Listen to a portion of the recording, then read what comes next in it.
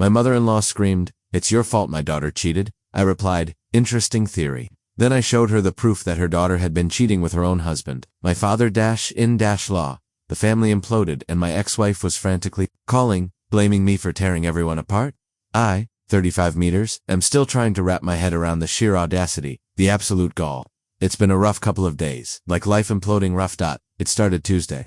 I'd been noticing weird vibes with my wife Qley, 33F, for a few weeks. Late nights, with the girls, secretive phone calls, the usual stuff you read about. I had that sinking feeling, found some messages, not to me, messages that made my stomach clench. She was definitely cheating. I didn't know with who yet, just that it was happening. Some of the phrasing, and what little I saw, felt oddly familiar. In a way, I couldn't quite place, but I brushed it off at the time. I confronted her calmly Wednesday night, showed her one of the less explicit but still undeniable messages. "Qley, what is this?" She went through the classic denial. "Ben, it's not what it looks like. Ben, though we've grown apart." Standard cheater script. Really, no real answers, just deflection. I told her I needed space. Slept in the guest room. Figured we'd have the big ugly talk this weekend. Thursday afternoon, my Mile, Brenda, 58F, barrels into my house, didn't even knock, just used her key. Qley must have called her, spun her own version. Brenda was already fist Mark. "What is this I hear? You're accusing Qley, making her miserable." I just looked at her, tired. "Brenda, Qley hasn't been honest." "Honest," she screeched, like window rattling screech. "She's a mess because of you. Because you're emotionally distant, you work too much. It's your fault my daughter cheated." I actually blinked. The sheer nerve. I hadn't even gotten into the details of what I suspected. And here she was, victim blaming me for something her daughter did. For a second, I just stared. Then a weird sort of calm settled over me. The kind of calm you get when you realize the game is so much worse than you thought. "Interesting theory, Brenda," I said, my voice too even, maybe. "A very interesting theory." She puffed up, ready for another round. "It's not a theory, it's the truth. You pushed her to this. If you were a better husband." I held up a hand. "I hear you." Inside, though, a decision was forming, a very clear, very cold decision. If they wanted to play it this way, fine. That unsettling feeling about those messages, Qley's recent vague excuses about family stuff popping up unexpectedly, it all started to coalesce into a truly disturbing suspicion. They had no idea what was really going on, or rather who I was. Starting to think it really was. Brenda was still ranting about my supposed failings. I let her go on for a bit, then said, "I think you should go home, Brenda. I have a lot to process."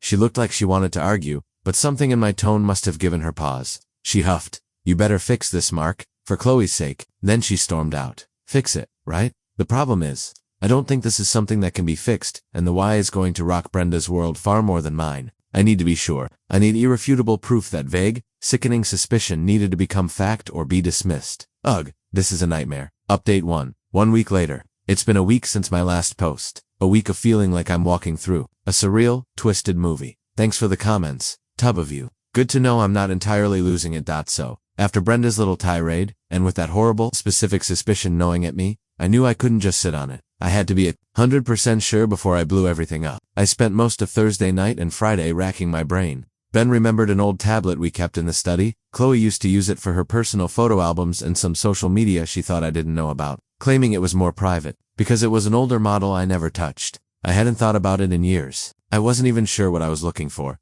Maybe an old chat app or just something to confirm or deny the direction my thoughts were taking. It took some doing to even get it powered up. When I did, I started poking around. Found a strangely named folder she'd tried to hide. It wasn't even password protected, just obscurely labeled. Inside, photos, and backed up messages from a chat app I didn't recognize. Explicit ones, the kind that makes you want to bleach your eyes. The other person, my father-in-law Frank, 60M, Brenda's husband, Qley's father. Yeah, my worst, most unthinkable suspicion confirmed. Let that sink in. It took me a good hour of staring at the screen, feeling sick, before I could even function. My wife and her own father. I spent the next few days in a daze, copying everything to a secure drive. My hands were shaking the whole time, not from fear, but from ... I don't even know. Disgust, rage, a weird detached sense of having to see this through. Brenda, of course, had been calling Qley too, alternating between demanding I apologize and asking what I was going to do. I ignored them. I needed to pick my moment. That moment came on Saturday. Brenda texted, demanding a family meeting to sort out this mess you've created. Oh, the irony. I agreed. Told her to come over, and to make sure Frank was with her. It concerns him too. I said. Qley was already planning to be there, probably to play the victim. They arrived. Qley looking sullen, avoiding my eyes, Frank trying to look nonchalant. which was unsettling in itself. Brenda started in immediately. Qley told me you've been cold, distant, you need to understand. I let her talk for a minute. Then I said, Brenda, last week you told me it was my fault. Qley cheated, and it is. She snapped. Qley nodded vigorously, tears welling up. Pathetic. Frank just watched a weird smirk on his face, like he was enjoying the show. Okay, I said. I picked up the tablet and a small photo printer I'd bought. I want to show you something, since we're talking about who's at fault. I connected the tablet to the printer, printed the first photo. A selfie. Qley and Frank. In my bed, grinning, then another, and another, each one more damning. I laid them on the coffee table, one by one. Silently, the color drained from Brenda's face. She stared at the photos, then at Frank, then at Qley. Qley started actually crying now. Real sobs. Mom, it's not he. Mark is twisting things. Frank just went pale. The smirk was gone. Brenda, honey, this is a misunderstanding. Brenda picked up one of the photos. Her hand was trembling. Misunderstanding? Frank, is this a joke? Her voice was a whisper. No, Brenda, I said, my voice flat. It's not a joke. It's what your daughter and your husband have been doing behind your back. In my house? In our bed? I then read out a few of the messages. Short, to the point, undeniable. Brenda looked like she'd been punched. She slowly crumpled into the armchair, the photos fluttering from her hand. Complete silence for about a minute, apart from Qley's sobs. Then Brenda looked up, her eyes blazing. Not at me, at Frank, and then at Qley. You pigs, she whispered. It was terrifyingly quiet. Frank started stammering. Brenda, she's confused. He's making it look worse. Qley, ever the opportunist, jumped in. Daddy, tell her how Mark drove me to this, how he's trying to ruin us. That's when Brenda snapped out. She stood up and she didn't scream. It was worse. A low, guttural sound of pure rage and betrayal. Get out, she said to Frank. Get out of my sight. To Qley, she just said, you are no daughter of mine. The fallout was immediate. Frank tried to argue, then plead. Brenda wasn't having it. She was like a woman possessed. Qley started wailing about how I had done this, how I was tearing the family apart. You couldn't just let it go. Mark. You had to destroy everything. I didn't do anything. Qley, I said, you and Frank did this. I just turned on the lights. Her Aunt Brenda's sister Carol called later that evening. Brenda had clearly called her hysterical and likely incoherent at first. Carol sounded confused, saying things like, Mark, Brenda's beside herself, talking about some terrible things Qley has done. Surely there's a misunderstanding. Families have secrets, yes, but this sounds extreme. Are you sure you're not all just overwrought? She was clearly trying to downplay what she couldn't yet grasp.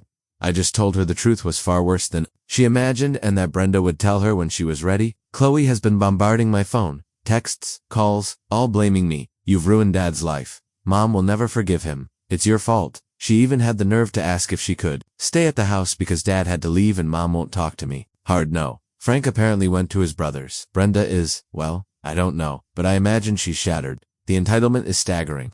Qley genuinely believes I'm the villain for exposing her incestuous affair. Frank thinks this is something that can be smoothed over. They are truly something else. I've already spoken to a divorce lawyer, the best one I could find. This isn't just a divorce anymore. This is a biohazard cleanup. I feel strangely calm though, like I've lanced a boil. It's messy, it's disgusting, but the poison is out, or at least it's starting to come out. They wanted to blame me. Now they have a real reason to see their lives implode, and it has nothing to do with me being emotionally distant. Update 2 months later.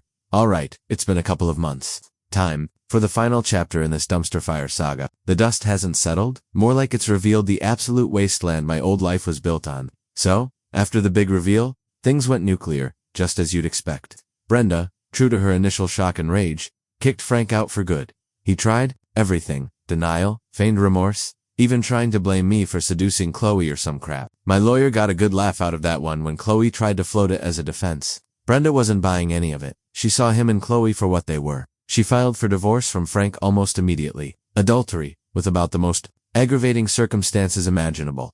Qley's entitlement went into overdrive. First, the blaming calls and texts to me became an avalanche. You did this. You ruined everything. I have nowhere to go. Mom hates me. Dad's a wreck. It was all my fault. Apparently for not quietly accepting being cheated on by my wife and her father. The logic is just, not there.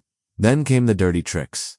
Qley, egged on by Frank, who was clearly desperate, tried to spin a narrative that I was abusive and controlling, and that's why she sought comfort from her father. They started spreading this to distant relatives, anyone who would listen. Thankfully, most people who knew us, even casually, saw through that. I'm about as intimidating as a moderately disgruntled accountant. My lawyer had to send a couple of cease-and-desist letters when they tried to post vague, defamatory stuff on social media. Amateur hour. Really? Her Aunt Carol, Brenda's sister, eventually got the full, unvarnished truth from Brenda, once Brenda could articulate the sheer horror of it all, complete with copies of some of the evidence.